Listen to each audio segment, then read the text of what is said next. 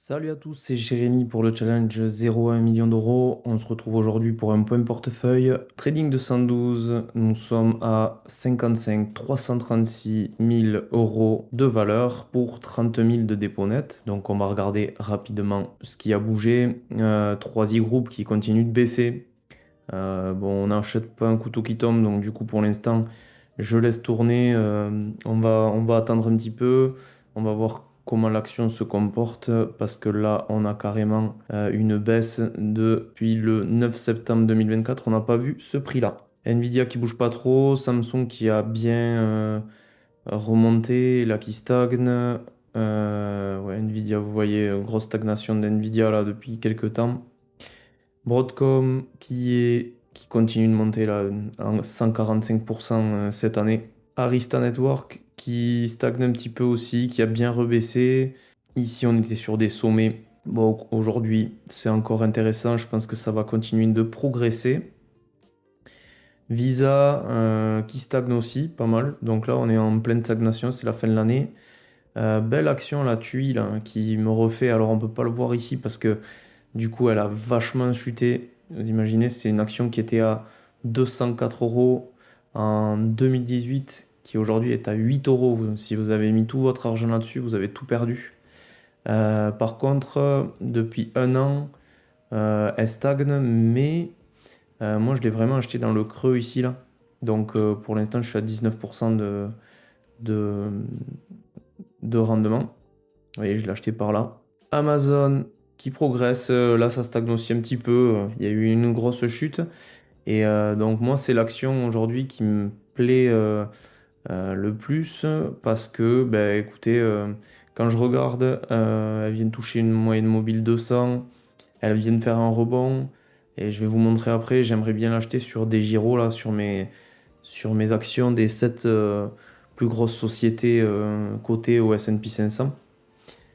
Donc, on va faire ça juste après. Reddit, qui bouge pas mal, c'est une action assez spéculative. Écoutez, elle est revenue à mon niveau d'entrée. Je suis rentré très haut. Je pense que j'aurais mieux fait de rentrer bien avant. Donc maintenant, bon, écoutez, on va voir ce que ça donne. C'est très très spéculatif, hein. C'est l'action la plus spéculative du portefeuille que j'ai, puisqu'elle ne génère aucun résultat. Bon, bref, c'est pas la meilleure action à acheter. J'ai un ratio court-bénéfice à 111. C'est vraiment du spéculatif type Tesla ou autre. On verra bien ce que ça donne. C'est pas une grosse ligne. Kingsale Capital qui rebaisse encore. Aujourd'hui, elle est revenue à des niveaux qui sont assez bas. On a une, une boîte qui redescend à peu près à des niveaux de juin-mai 2024 avec un ratio court-bénéfice à 18,62. C'est une super boîte dans l'assurance et en ce moment l'assurance chute un petit peu. Booking, qu'est-ce que ça donne? Ben, Booking qui baisse aussi. Vous voyez, ce qui est marrant, c'est que TUI, qui est une société dans le voyage, a bien monté et Booking qui prend une petite claque là. Voyons, si on regarde Booking, hop. Donc, Booking qui passe en dessous de ses moyennes mobiles 200 jours. Un RSI négatif, le super trend aussi. Donc, bon, écoutez, à voir ce que ça donne. Ça peut être un point d'entrée intéressant. Pour l'instant, je pense que ça peut continuer de baisser. Wesdome Goldbind, bon, ça c'est tout récent, hein. Ça, c'est l'or. Cette boîte, elle a vachement progressé cette année. Si on se met sur un an, elle a fait une belle performance.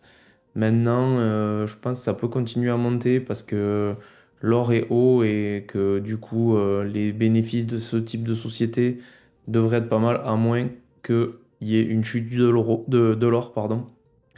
Et donc là, bon, ça ferait chuter forcément l'action. S&P Global, donc S&P Global qui stagne, qui a même pas mal baissé, la grosse bougie négative. Elle est sous les moyennes mobiles 200, elle s'y rapproche petit à petit. C'est une boîte qui stagne vachement en ce moment. Donc on va voir, on va laisser un petit peu traîner et si on voit que ça bouge pas trop, Peut-être qu'on revendra. Évolution, donc boîte dans les casinos. Et donc là, cette boîte a un peu progressé depuis que je l'ai acheté. Maintenant, si on regarde sur le long terme, je me mets en daily, on n'a pas trop de données sur cette société. Mais du coup, ben, on est rentré dans des creux. Et là, on reprend. Là, on prend 2%. Écoutez, on va voir ce que ça donne.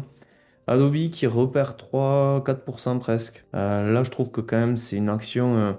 Bon, il peut y avoir des concurrents qui lui font du mal, du style CapCut, etc. Mais ils sont quand même bien ancrés dans le professionnel. Aujourd'hui, les PDF, c'est quand même difficile de les remplacer. Donc là, il y a une bonne entrée, je pense, encore à 279. On a des RSI qui sont très bas. Pourquoi pas, c'est une action à surveiller.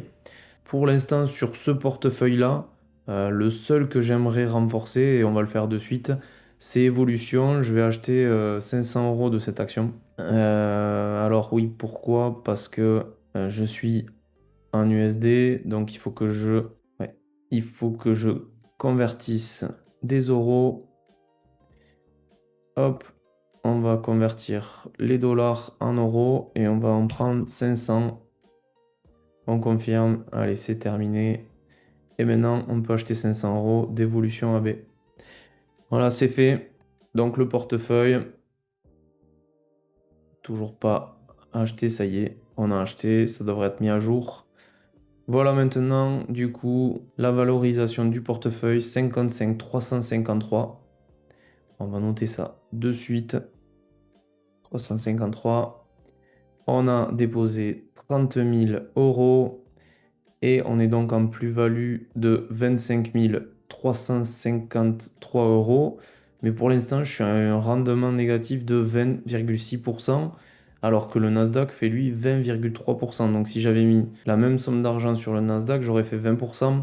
Aujourd'hui, je suis à moins 20,6%. C'est dû à cette chute sur 3i Group notamment, qui m'impacte pas mal. Donc bon, on est toujours à 62% par rapport au Nasdaq qui est à 33 actuellement en moyenne. Mais bon, il faut faire attention. Aujourd'hui, on est un peu juste sur notre rendement annuel. Bon, on va attendre, de toute façon, on n'a pas d'autre choix. Si on prend le portefeuille DEGIRO, donc ce que je disais, ma plus petite ligne, c'est Amazon. J'ai rajouté un petit peu d'argent, donc je me suis créé un petit tableau là pour suivre DEGIRO.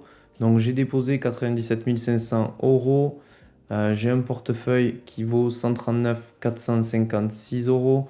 Ça fait que j'ai un portefeuille en plus-value de 41 956 euros, soit 43% de rendement total. Donc là, je m'embête pas trop. Ce portefeuille-là, c'est pas un portefeuille que je vais trop vous détailler parce que mon but, c'est vraiment du passif. Je le laisse là et il grossit petit à petit. Le seul truc, c'est que dès que je vais mettre un peu d'argent, je vais le placer et donc je vous montrerai un petit peu dans quoi je le place. Là, ce que j'ai envie de faire, j'ai 1597 euros. J'aimerais bien acheter du Amazon. Donc c'est ce qu'on va faire parce que c'est la ligne qui a le moins. Je pense qu'on va mettre 1000 euros en 1000 dollars d'Amazon. Donc là on est à 229,10. Si je veux mettre 1000 dollars sur Amazon, je vais vous faire le calcul.